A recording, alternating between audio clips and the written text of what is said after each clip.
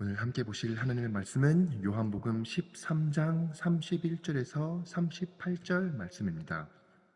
그가 나간 후에 예수께서 이르시되 지금은 인자가 영광을 받았고 하나님도 인자로 말미암아 영광을 받으셨도다. 만일 하나님이 그로 말미암아 영광을 받으셨으면 하나님도 자기로 말미암아 그에게 영광을 주시리니 곧 주시리라. 작은 자들아, 내가 아직 잠시 너희와 함께 있겠노라. 너희가 나를 찾을 것이나 일찍이 내가 유대인들에게 너희는 내가 가는 곳에 올 수 없다고 말한 것 같이 지금 너희에게도 이르노라. 새 계명을 너희에게 주노니 서로 사랑하라. 내가 너희를 사랑한 것 같이 너희도 서로 사랑하라. 너희가 서로 사랑하면 이로써 모든 사람이 너희가 내 제자인 줄 알미라. 시몬 베드로가 이르되 주여 어디로 가시니까? 예수께서 대답하시되 내가 가는 곳에 내가 지금은 따라올 수 없으나 후에는 따라오리라. 베드로가 이르되 주여 내가 지금은 어찌하여 따라갈 수 없나이까? 주를 위하여 내 목숨을 버리겠나이다. 예수께서 대답하시되 내가 나를 위하여 내 목숨을 버리겠느냐? 내가 진실로 진실로 내게 이르노니 닭 울기 전에 내가 3번 나를 부인하리라. 아멘. 오늘 본문 말씀은 계속 이어서 이제 드디어 유다가 이제 그 조각을 받고 곧 나가니 밤이러라. 이제 예수 그리스도께서 이제 부인을 받으실 그 밤, 배신을 받으실 그 밤을 이어서 이제 예수님께서는 제자들에게 그 유다가 떠난 다음에 이제 더 구체적으로 하나님의 말씀을 알리고 있는 것입니다. 제가 한번 그 가상 속에서 한번 생각해 보시길 바랍니다. 만약에 안 믿는 사람이 여러분을 일주일 졸졸 따라다니면서 어떻게 여러분이 기독교인 것을 알 수 있을까요? 여러분이 기독교임을 증명할 수 있는 증표가 무엇일까요? 어떻게 보면 예를 들어서 여러분이 이제 십자가 목걸이를 하고 계시구나, 그러니까 기독교이시겠구나라고 생각할 수도 있고, 아니면 집안에 멋진 액자에 화려한 글씨체로 오직 나와 내 집은 여호와를 섬기겠노라 라고 여호수아 24장 15절 하반절 말씀이 적혀 있어서 그걸 보고 기독교인가 보구나 라고 할 수도 있고, 여러 가지 방법이 있겠죠. 주일날 교회를 나오는 걸 보고, 아니면 수요 예배를 참석하는 걸 보고, 새벽 기도를 나오는 것을 보면서, 아니면 온라인으로 말씀을 챙겨 들으시니까 기독교인이시겠구나 라고 생각할 수 있을 것입니다.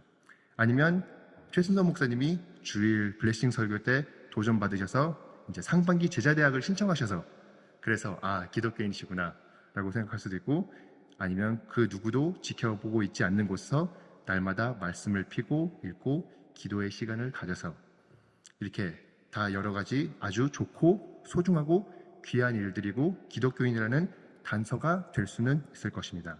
그렇지만 우리 주님이 명확하게 주신 증표는 위의 것들에 있지 않습니다. 주님은 세상 사람들마저도 우리가 그리스도인지 아닌지 판단할 수 있는 정당한 방법을 제시합니다.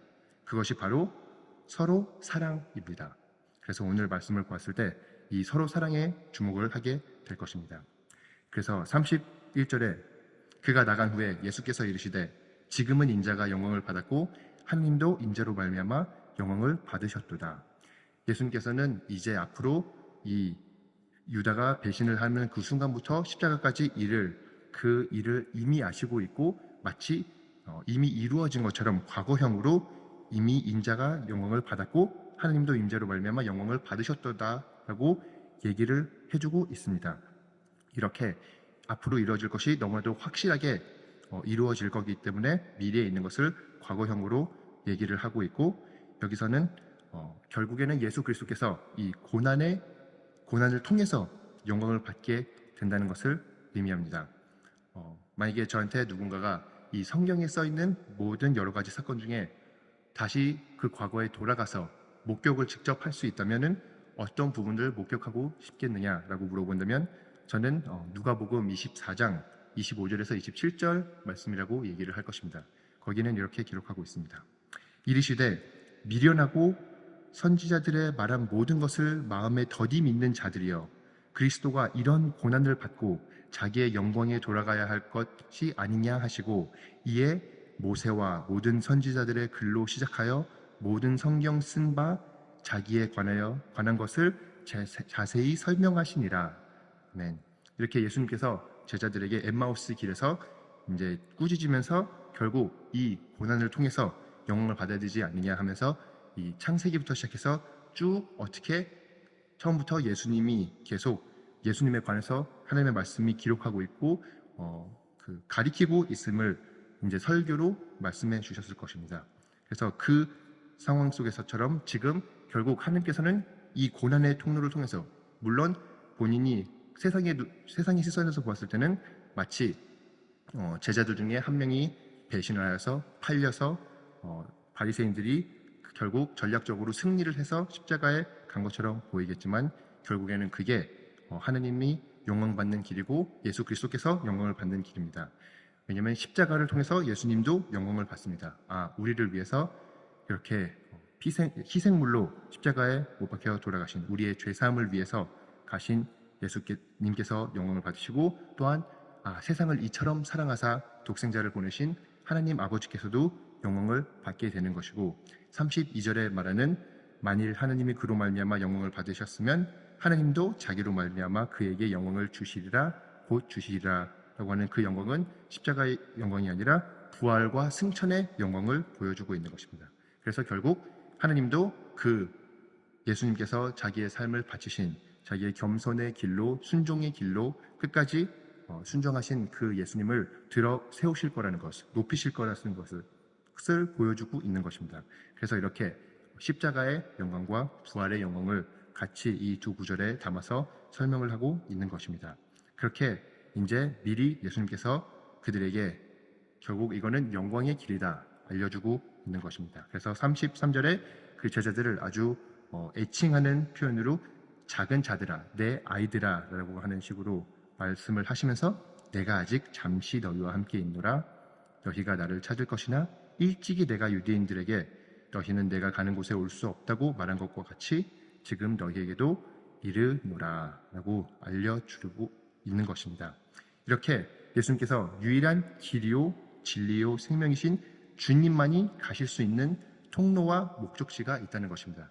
예수님께서만이 이제 다음 장 1절에 2절부터 보면은 이 천국에 대해서 말씀하시는 건데, 거기에는 그 누구도 예수님의 방법대로 갈 수 없다는 것입니다. 왜냐하면 예수님만이 완벽한 죄가 없는 희생 제물로 우리에게 이렇게 천국의 길을 열어주실 수 있기 때문에 갈 수 없다는 것을 얘기를 하고 있습니다. 그리고 세상에서는 많은 길들이 하나님께로 가지 않느냐, 굳이 예수님일 필요가 있느냐라고 많이들 얘기를 하는데, 이거를 논리적으로 생각했을 때 만약 하나님과 나의 관계가 바로잡힐 수 있는 방법이 이미 존재하였다면, 그럼 왜 굳이 아들을 보내셔까지 다른 길을 만들어야 됐을까? 만약에 제가 천국에 갈 수 있는 멀쩡한 다리가 있다면, 그 길이 주어져 있다면 굳이 그 옆에다가 또 하나의 다리를 세워서 예수님, 하나님께 갈 수 있는 길, 예수님을 통해서 그 값으로 그 길을 굳이 왜 만들까요? 그래서 예수님이 유일한 길인 게 오히려 더 논리적이라는 것, 그리고 예수님이 유일한 길이 아니면 다른 길이 없다는 것. 그래서 이렇게 계속 하나님께서는 결국 예수님만 이룰 수 있는 것을 예수님이 행하셨다는 거였고, 그리고 또한 어떤 사람들은 기독교인들을 봤을 때 하나님이 나쁘시다, 어떻게 죄된 사람이 있는데 괜히 죄가 없는 멀쩡한 사람을 그렇게 그냥 죽게끔 하느냐라고 얘기하는 사람들도 있는데, 여기서 되게 중요한 차이점이 예수님을 그냥 죽이신 게 아니라 예수님께서 자발적으로 죽으셨다는 것입니다. 여기서 예수님께서 우리를 위해서, 우리의 죄를 위해서 본인이 스스로 자기의 삶을 내려놓은 것이고, 본인이 스스로 또 다시 드러낸다는 것을 우리가 알아야 되고, 그것은 그냥 엉뚱한 피해자가 생기는 것이 아니라 예수 그리스도께서 우리를 그토록 사랑하셨다는 그 뜻이 되는 것입니다. 그래서 이제 제가 34절과 34절을 스킵했다가 나중에 끝에 다시 말씀을 하겠는데, 그 이유는 베드로도 마치 예수님이 이 중요한 얘기를 하였는데도 불구하고 전혀 이 부분을 듣지 않고 36절에 이렇게 대답합니다. 시몬 베드로가 이르되 주여 어디로 가시니까? 예수께서 대답하시되 내가 가는 곳에는 내가 지금은 따라올 수 없으나 후에는 따라오리라. 예수님께서는 다시금 베드로에게 알려줍니다. 같이 갈 수 없으나 결국 나중에는 따라올 수 있다. 왜 따라올 수 있는가? 왜냐하면 예수님을 통해서 예수님이 천국에 이미 그 곳을 마련하고 거기에 이제 초대를 할 거기 때문에 예수님을 통해서 따라올 수 있다는 것을 미리 알려주지만 베드로는 그것을 마치 본인의 열정이 부족해서로 해석을 합니다. 그래서 주여 내가 지금은 어찌하여 따라갈 수 없나이까? 주를 위하여 내 목숨을 버리겠나이다. 그래서 아닙니다. 주님이 가시는 곳은 어디든 갈 수 있습니다. 제가 제 목숨까지 버릴 의도가 있습니다. 의지가 있습니다. 라고 얘기를 하지만 결국 베드로가 목숨을 버린다 할지라도 같이 따라갈 수 있는 길이 아니지만 여기서 우리에게 하나님의 말씀이 보여주시는 것은 우리의 행동은 우리의 의지를 따라오지 못할 때가 더 많다는 것입니다. 우리의 자신이 이룰 수 있는 것을 우린 너무나도 많이 과대평가할 때가 많다는 것입니다. 그렇기 때문에 우리는 항상 주님 앞에서 겸손히 주님을 의지하면서 주님이 주시는 방법으로 주님의 뜻을 따라야 되는 것입니다. 우리가 스스로 내 목을 내세워서 내 힘을 내세워서 내 의지와 내 열정을 내세워서 하는 것이 아니라 오히려 하나님께서 말씀하시는 것을 귀담아 듣고 하나님께서 핵심 포인트로 얘기하시는 것을 받아들이고 그리고 하나님을 따르는 것입니다. 그래서 우리는 항상 우리 자신이 이룰 수 있는 걸 과대평가하는 것을 주의해야 되고 또한 그 반면에 그리스도 안에서 이룰 수 있는 것들을 과소평가를 하게 되는데 우리가 그리스도 안에서 이룰 수 있는 것들이 얼마나 많이 있는지를 더욱 더 말씀을 통해서 바르게 알아야 되는 것입니다. 그래서 예수님께서 38절에 대답하시되 내가 나를 위하여 내 목숨을 버리겠느냐? 내가 진실로 진실로 내게 이르노니 닭이 울기 전에 3번 나를 부인하리라. 그러니까 그 밤이 이제 우리가 30절에서부터 시작한 그 밤이 결국 끝나기 전에 결국 이제 베드로도 예수님을 부인한다는 것입니다. 유다만 예수님을 버리는 것이 아니라 베드로도 예수님을 부인하는데 그것을 3번이나 한다는 것입니다. 그래서 이렇게 예수님께서 말씀하시고 실은 이 말씀을 하시기 전에도 시몬에게 누가복음 22장 31절에서 32절을 보면 이렇게 얘기했습니다. 시몬아 시몬아 보라 사탄이 너희를 가부르듯 하려고 요구하였으나 그러나 내가 너를 위하여 내 믿음이 떨어지지 않기를 기도하였노니 너는 돌이킨 후에 내 형제를 굳게 하라. 예수님께서는 이미 모든 것을 아시고 미리 기도해 주시고 결국 다시 돌아올 것까지 아시고 돌아왔을 때 형제들의 믿음을 굳게 하라는 것을 알려주었습니다. 권면하였습니다. 그렇게 예수님께서는 모든 것을 다 아시고 이제 예수님의 최고의 영광의 길로 십자가의 길로 가시게 되는 것입니다. 근데 이 길을 가는 도중에 하시는 제일 중요한 말씀이 이제 같이 볼 34절과 35절 말씀인데 거기가 바로 새 계명을 너희에게 주노니 서로 사랑하라. 내가 너희를 사랑한 것 같이 너희도 사랑하라. 이거를 들었을 때는 우리는 한 가지의 질문이 또 들을 수 있습니다. 이게 왜 새 계명일까요? 구약에서도 결국 하나님 사랑, 이웃 사랑 그것이 최고의 계명이 아닙니까? 그렇지만 왜 이것을 굳이 새 계명이라고 하죠? 그것은 바로 내가 너희를 사랑한 것 같이 이기 때문에 새 계명입니다. 이 그냥 일반 사랑이 아니라 결국 예수님이 제자들을 사랑한 것처럼 사랑하여라고 계명을 하기 때문에 이게 새 계명입니다. 우리가 요한복음 13장 오늘 읽은 말씀의 1절만 보아도 이렇게 예수님께서 말씀하십니다. 6월절 전에 예수께서 자기가 세상을 떠나 아버지께로 돌아가실 때가 이른 줄을 아시고 세상에 있는 자기 사람들을 사랑하시되 끝까지 사랑하시니라.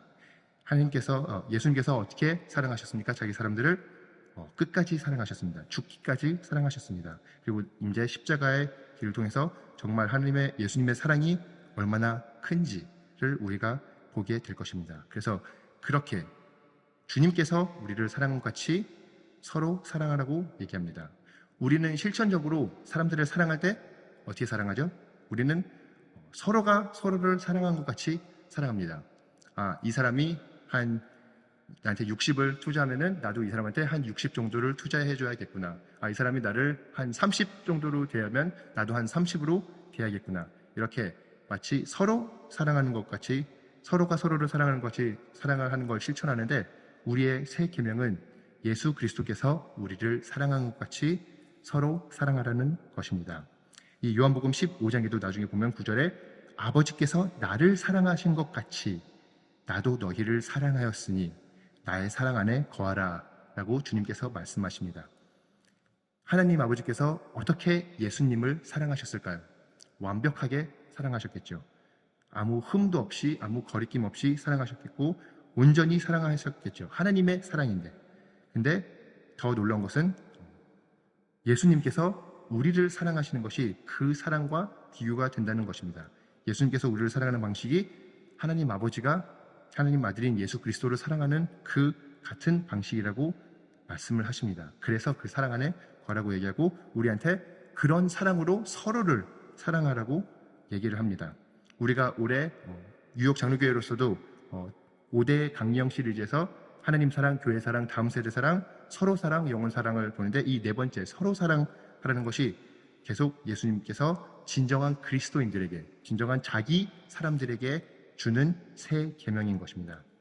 이렇게 이 두 가지 사랑, 내가 사랑한 같이 너희도 사랑하라고 할 때 그 생명의 말씀 플러스에 이렇게 기록하고 있습니다. 이 예수님의 사랑의 동사는 부정사 돼서 부정대사 직설법으로 써있기 때문에 곧 그 뜻은 이제 완성된 사랑의 행위라고 이해를 하면 되고, 서로 사랑하라고 할 때 쓰는 동사는 현재 명령법이기 때문에 곧 지속적인 사랑의 실천을 요구한다는 것입니다.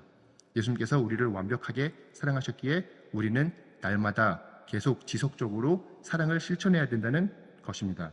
그렇게 하였을 때 35절 너희가 서로 사랑하면 이로써 모든 사람이 너희가 내 제자인 줄을 알리라. 예수님께서 아까 처음에 얘기한 것처럼 세상이 우리를 그리스도 안의 제자인지 아닌지를 판단할 수 있는 증표를 주신 거예요. 세상 사람들은 우리가 어떤 교리를 믿는지 그런 자세한 것에 대해서는 잘 알 수는 없어요.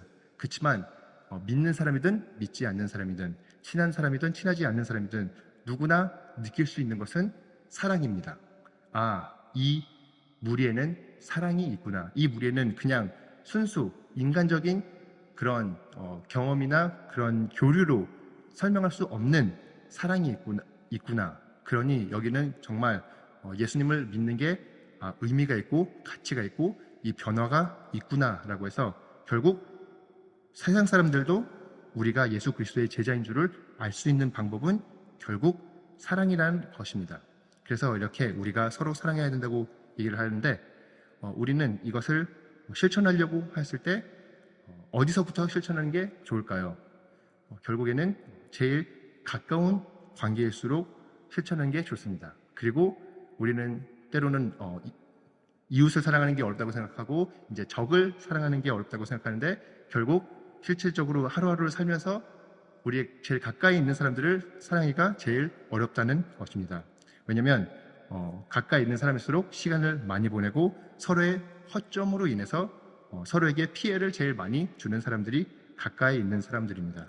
그래서 시간을 많이 함께 보내면 결국 더 오래 참아야 되고 더 오래 인내해줘야 되고 더 오래 서로를 이렇게 감싸줘야 되는 것이기 때문입니다. 그래서 그게 기독교의 가족이 될 수가 있고 목장이 될 수가 있고 선교회가 될 수도 있고 섬기는 부서, 이렇게 제일 가까운 곳에서 항상 무엇이 일어나죠? 트러블이 일어납니다. 항상 싸움이나 다툼은 먼 사람과 일어나지 않고 우리랑 같이 가까이 있는 사람과 일어납니다. 그렇지만 그 가까이 있는 사람 안에서 그 관계 속에서 결국 주님의 사랑이 드러나야 된다는 것입니다. 주님이 우리를 사랑해 주신 그 사랑이 실천이 돼야 된다는 것입니다. 여기서 이런 가까운 관계에서 흔히 항상 사람들이 싸우는 그 관계 속에서 우리가 사랑을 실천했을 때 이 무리는 다르구나. 여기에서는 그 어느 곳에서 발견할 수 없는 게 있구나. 참 사랑이 존재하는구나.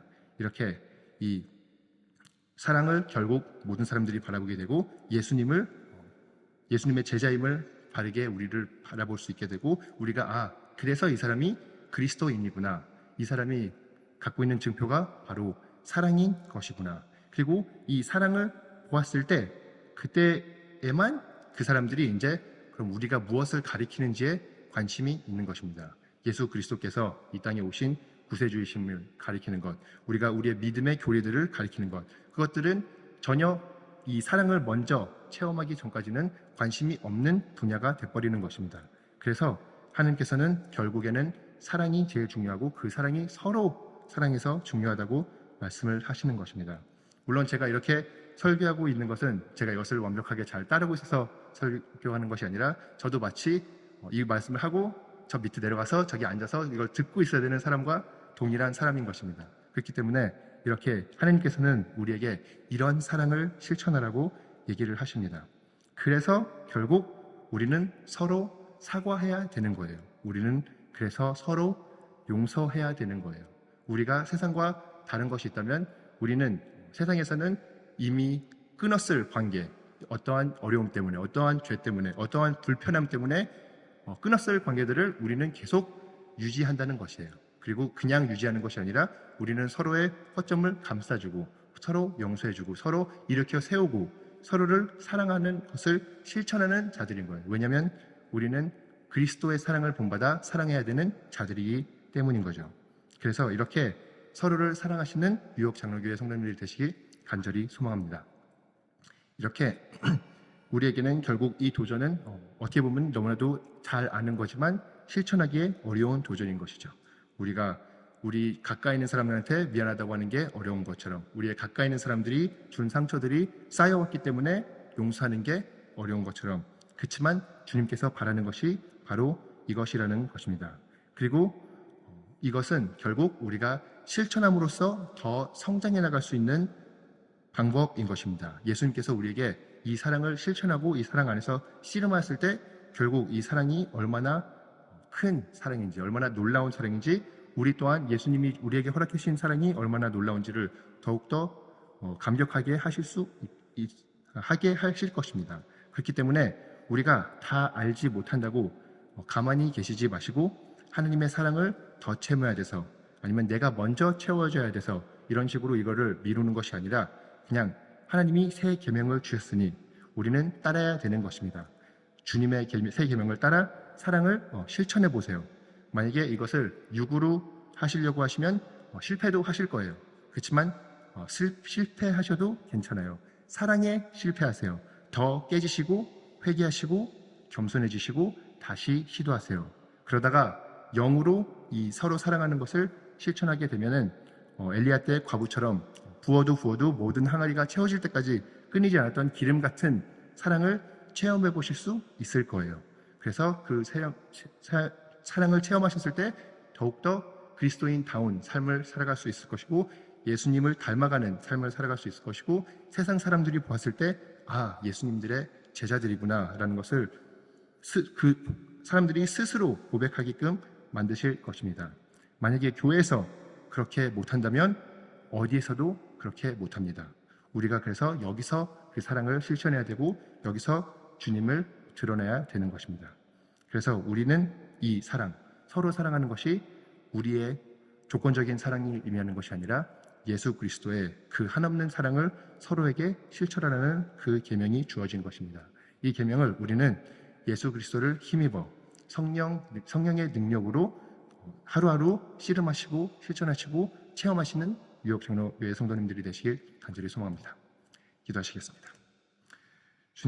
주님께서 오늘 말씀을 통해서 모든 것이 주님의 뜻 가운데 이루어지고 우리에게 새 계명을 허락하신다는 것을 알려주시니 감사합니다. 주님, 우리는 고백합니다. 우리의 죄성과 우리의 본인의 스스로의 생각과 의지로는 절대 따를 수 있는 사랑이 아닙니다. 그리고 오히려 심지어 베드로처럼 이 하나님의 핵심 포인트를 놓치기에도 너무나도 쉬운 그 말씀입니다. 그러나 주님, 우리가 주님의 말씀을 바라보았을 때 그 주님이 말씀하시는 것을 업신여기지 않고 귀담아 들을 수 있도록 도와주시옵시고 우리가 아무리 힘들지라도 아무리 어색할지라도 우리가 항상 주님의 말씀을 듣고 실천하기를 힘쓰는 자들이 될 수 있도록 도와주시옵시고 능력 허락하여 주시옵시고 그렇게 성령님을 의지하며 나아갈 때 주님의 사랑이 얼마나 놀라운지를 더욱더 체험할 수 있게 하여 주시옵소서. 하나님, 오늘 기도하는 가운데도 우리가 사랑해야 될 대상이 누군지를 더 구체적으로 말씀하여 주시옵시고 우리가 이 사랑을 더욱더 현실적으로 실천할 수 있도록 도와주시옵소서. 감사드리며 예수님의 이름으로 기도드립니다. 아멘.